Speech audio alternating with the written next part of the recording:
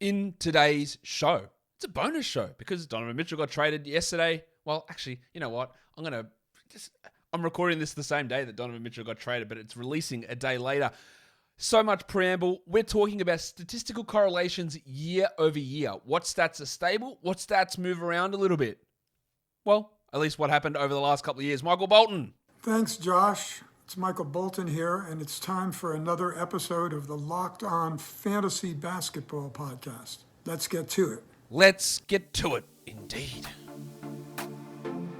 You are Locked On Fantasy Basketball, your daily fantasy basketball podcast, part of the Locked On Podcast Network.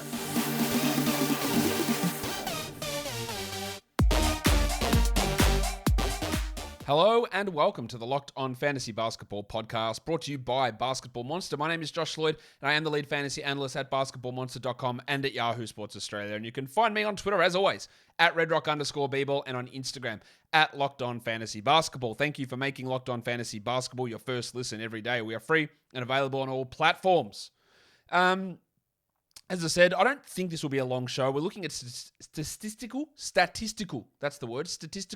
correlations year over year. We've already done it. How does one stat correlate to the other stat? You know, if your assists are high, your turnovers are high, how does that, how do points and blocks move together? We've already done all that show a couple of weeks ago. Check that out. It's really interesting when looking at punting combos. This is about year on year. Like what happens one year versus the next year. Just give you an idea of what's coming next week. There's going to be another mock draft, at least one. Probably a points league mock draft. But, I don't know, open to adjustments or suggestions on that. We might do some early sleepers. We might do a rookie preview. And I think I'm going to start getting into the team-specific fantasy previews. Now that the Donovan Mitchell deal is done, I'll hold off on the Jazz because there's still a lot more stuff to happen there. But we might wait until the end of next week or the week after to bang those out, and then we'll bang them out in like 2 weeks. So we'll do like 3 or so team previews per day when that ends up coming out to get you ready, and then we're going to smash out mock drafts and so much other stuff. And if you've got suggestions of shows that you want, like drop them down below. I'm going to do last round flyers. I'm going to do first round order. I'm going to do a whole bunch of stuff. So chuck it all in comments below on YouTube. Tweet it at me what sort of stuff you want happening. As I said, we're doing year-on-year statistical correlation here. Warnie. Let's get it on, Gilly. All right. So I compared 2020, 2021 through to the 2021-2022 season in terms of per game values. The way that I wanted to do is see how these numbers correlate. So if you score a certain amount of points one season, how do you go in terms of scoring a similar amount the next season? If your steals, do they stay stable? Do your blocks stay stable? Does your field goal percentage stay stable? Because as I will talk often, you see things and like if someone averages a certain amount, is that likely to happen the next season? Like how much stock do we put into previous season's performances through across all the categories? That's what I wanted to look at here, to see if there was something that really stood out as highly correlated, something that stood out as loosely correlated. What were the things that were more reliable and less reliable? And there were some surprising results that I got out of it. The way that I did it is I looked at the top 250 players from last season on a per-game basis. I looked at the top 250 players from the 2020-2021 season on a per-game basis as well. And I wanted to see the players that were in the top 250 for both of those years. In the end, there was 184 players that were top 250 in both of those seasons, which I think tells us something in itself. 70 players moved from either being not in the league or outside the top 250 in 2020-2021 to being inside the top 250 in 21-22. Now, some of those might be guys that played 5 games like someone like a Xavier Simpson. Simpson, eh? It's a bunch of rookies. It's Mobley, it's Cade, it's Green, it's Barnes, it's all of those guys. It's Wagner, all the rookies. 40 so those guys jumping in. But there was 70 guys, or around 70 players, 66 to be exact, who moved from either not in the league or outside the top 250 to inside the top 250, meaning, of course, 66 players moved out of the top 250 from the year prior. And in my past research, if I narrow that down to top 150, usually you have 40 to 50 players move in and out of the top 50. So you got a 2/3 stay in that group and 2/3 move out when you're talking top 150, which is like a standard league draftable pool. You normally have a 67 to 70% stability, and the rest are guys that move in and move out. So we've got that. 184 players we're looking at across this sample size. So as I said, sample size is sitting at 184 for this correlation. So what was the number one correlated stat year on year? It was rebounds. And it was really, really highly correlated. Anything above 0.9 is a really high correlation. Rebounds was 0.91. Anything that's below 0.5 is loosely correlated. Anything below 0.3 is really not correlated at all. Anything below 0.8 is sort of okay. 0.7 is like, sort of correlated. But 0.9 is really strong. So rebounds are correlated pretty strongly. So guys with low rebounds, they're not likely in general to jump up. Guys with great rebounds aren't likely to drop too much. Now, we'll see that tested. What happens with Towns and Gobert this season? That's probably the biggest test there. What happens with, say, a DeJounte Murray when he has to now compete for rebounds with John Collins and Clint Capella? Do those rebounds stick? What happens to the guys in Utah with Gobert gone? Do other players jump up their rebounding?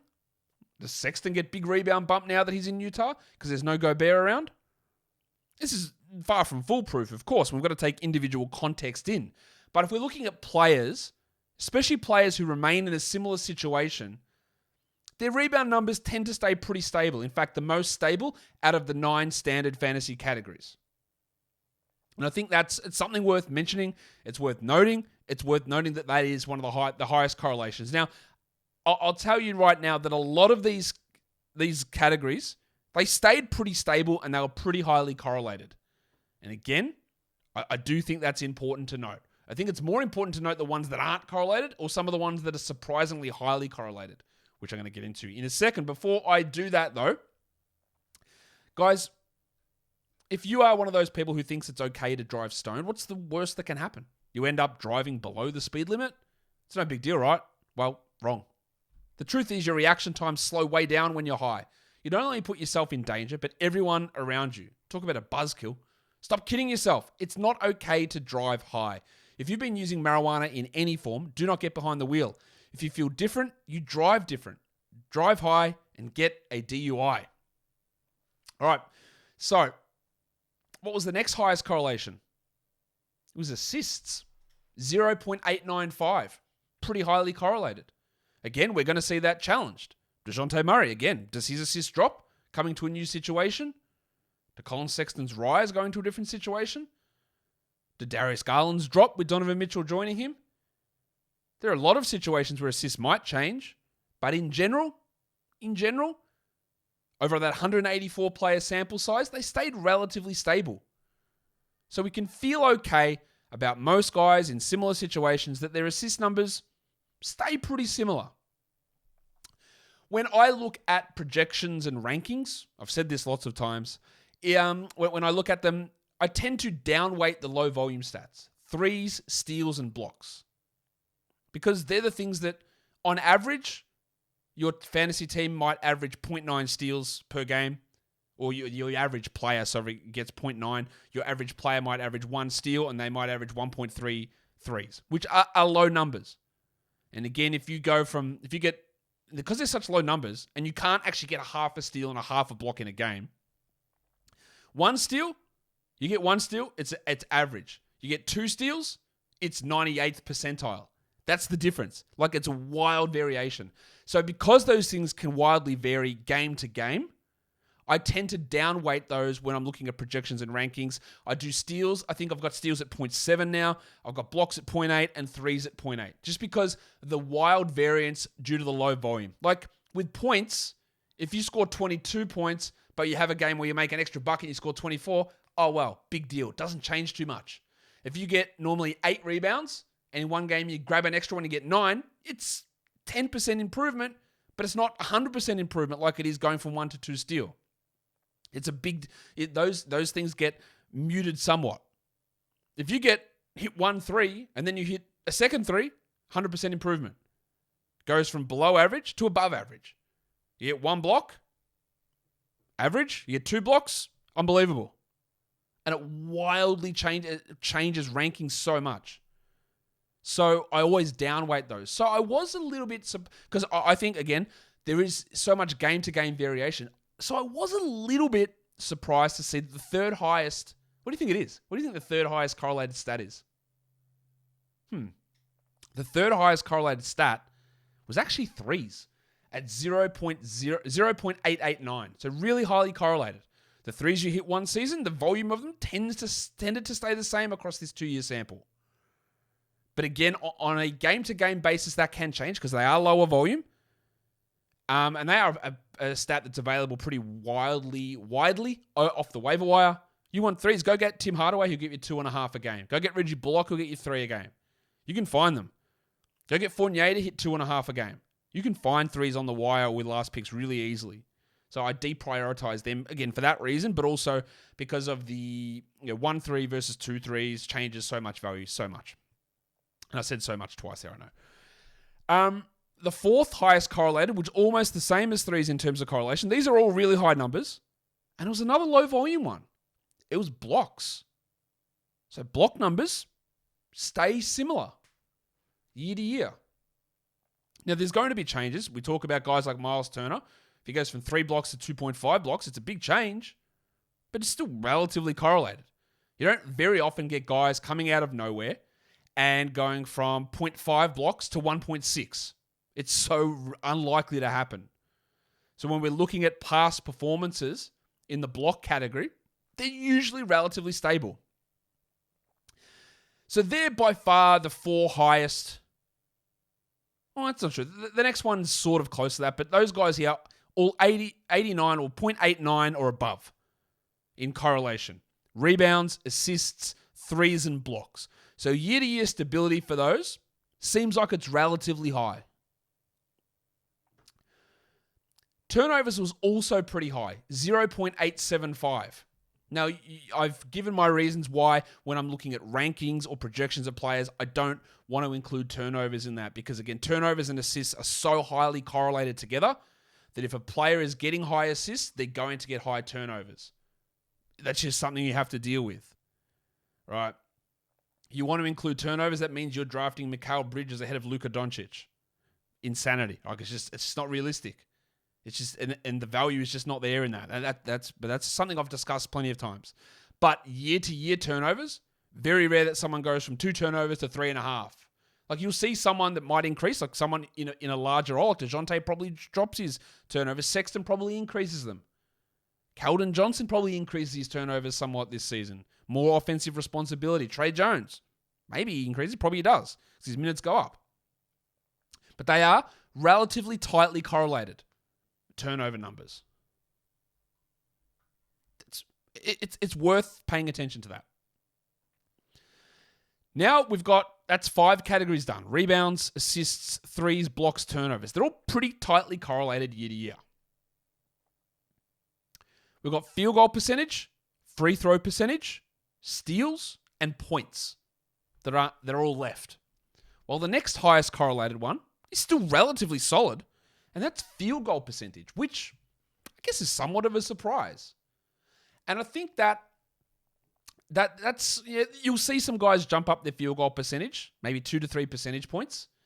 But in general, and it's one of those things, again, that we think, this guy's going to a better team, better teammates, less attention around him, the efficiency is going to rise. And usually it doesn't. Most times it doesn't. I don't know why that is, but it's just like players are sort of not what they are. Then there's going to be improvements as you go through your career, first to second, second to third, third to fourth. And that tends to happen in your career as you progress. You get better at shooting and efficiency rises. But year on year, there's still pretty tightly correlated efficiency. If you're a low field goal guy, you tend to be a lower field goal guy. A high field goal guy tends to be a higher field goal guy. Always going to be individual exceptions, but as a general rule, it's not a bad correlation, even though it's less correlation than those other categories. We're getting down in correlation here. These are still pretty high, though. Points, 0.86. Still really good. Not as good as the others. Still really good, though. So scoring, again, You have the individual exceptions, and scoring is tied so much into usage because we know what usage is. Usage is increasing field goal percentage, free throw attempts, or turnovers. That's what usage is. So your points are correlated pretty highly as well. It's good to know that we know who the scorers are. They tend to do that. Now, again, there's going to be changes. When players get squished into situations where the usage has to change, their scoring changes. The next two, we've got two categories left, free throw percentage and steals. I'll give you a spoiler. They're not strongly correlated at all. They're not weakly correlated, but there's a gigantic drop-off here. Points was 0.862. Free throw percentage is 0.728. That's getting to a stage where you go, can I trust free throw percentage? And we've seen this. Brandon Ingram had a 25 percentage point jump one season. Andrew Wiggins, Russell Westbrook, they went from 77 and 80% guys to 60% guys. Christian Wood, Anthony Davis, LeBron James. LeBron actually went the opposite way last season. Chris Paul I think it was like a 92% guy, or Devin Booker was 92 and went to 85. Still great, big drop. And I don't know why this is. Now, free throw percentage is a lot smaller sample size than field goal percentage. Just think, on average, let's just say players take 12 shots per game from the field. I don't know if that number's correct, but it's probably close. On average for free throws, it's like 3 a game. So the sample size of free throws is, you basically need 4 years of free throw data to give you the same amount of shots that you would take in a season from the field.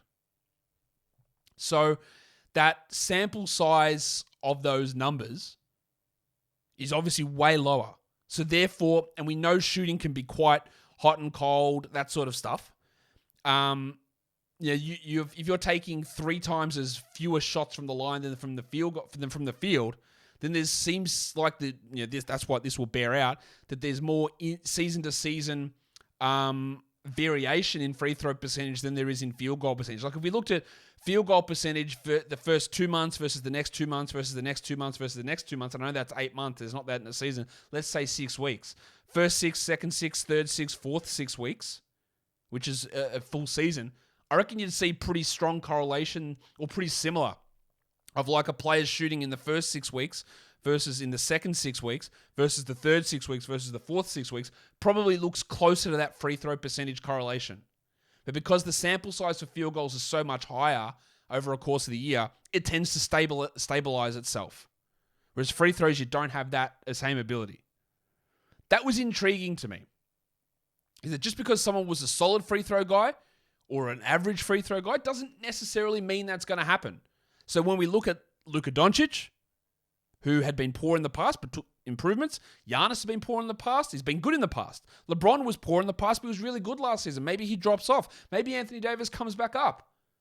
There seems like there's more possibility in changes in free throws than there is in blocks or threes or rebounds or assists. And the lowest correlation in stats was steals. And that's really not that much of a surprise to me. I bang on about steals a lot. 0.71 was the correlation. I talk about it a lot in that I tend to downweight steals in projections, and they're one of the biggest things that take a guy from being the 140th ranked player to the 70th ranked player. So often when you're looking at rankings or projections, you see someone 80th, you go, wow, why is this guy here? Oh, it's 1.76. Why is Herb Jones 70th? Oh, it's 1.7 steals. If he averages 1.3, he's 130th. And he's not even remotely interesting. DeJounte Murray goes from 2 steals this season. What if he goes to 1.5? Seems possible. Then that top 10 finish, top 20, top 30, it's very much in doubt. Steals is a number that has not correlated. And this, I only looked at this over a 2-year sample. Yes, I could have gone back and done this for 10 years. But what this does to me is it does show, I've said this a lot with steals over years and years, anecdotally, without actually running the numbers on it. And this measures exactly up with what I thought, is that those steal numbers are so variable, even game to game, but season to season, it's so variable that putting a lot of stock into those steal numbers remaining. Like even someone like Donovan Mitchell went from, I think, 1.4 steals per 100 possessions to 1.9 last season. What if he goes back to 1.4? It's not a huge drop in terms of what are you actually doing on court, because half a steal per 100 possessions is one play every 2 games.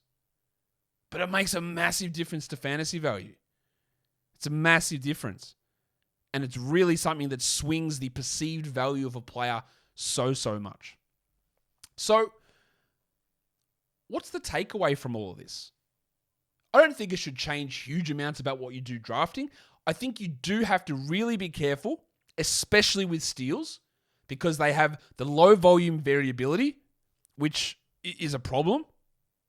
And now season to season variability.